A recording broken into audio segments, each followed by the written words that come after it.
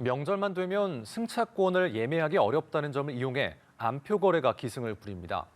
최근 5년 동안 불법 암표 거래 적발 사례가 급증하고 있지만 실질적인 처벌로까지 제대로 이어지지 못하는 걸로 나타났습니다. 문승욱 기자입니다.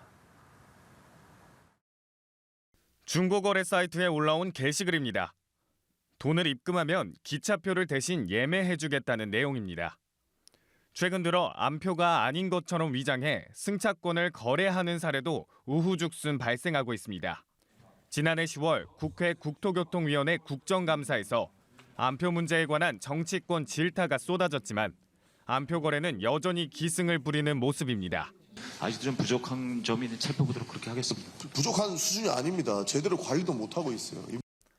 실제로 지난 5년간 명절 승차권 불법 거래 적발은 급격히 증가한 걸로 나타났습니다.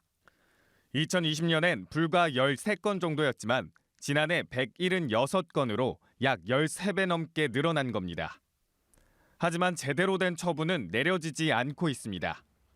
최근 5년간 암표 처분 건수가 가장 많았던 해는 2021년으로 63건에 그쳤습니다. 지난해의 경우엔 코레일이 100건 넘게 수사를 의뢰했지만 단 25건만 처분됐습니다. 이마저도 과태료 등 경범죄 처분에 그칩니다. 개인정보 조회와 수사 권한이 없는 코레일의 입장에서도 매년 되풀이되는 암표 문제는 골칫거리입니다.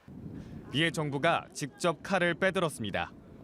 지난 8일 국회 본회의에서 철도사업법 개정안을 통과시킨 건데 관계 기관들이 승차권 부정 판매자로 의심되는 사람에 대한 개인정보를 요청할 수 있도록 근거를 마련해 준 겁니다.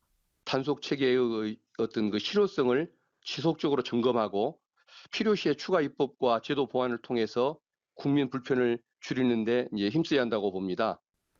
다만 적발이 쉽지 않고 실제 암표로 벌어들이는 금액에 비해 과태료나 벌금 등 처분 수준이 낮은 경우가 많아 재발을 막긴 힘들다는 지적도 나옵니다. 과태료에서 형사처벌로 전환을 함으로써 좀 뭔가 좀 처분을 강화하는 방법, 이것도 추가 검토할 필요가 있다고 생각합니다.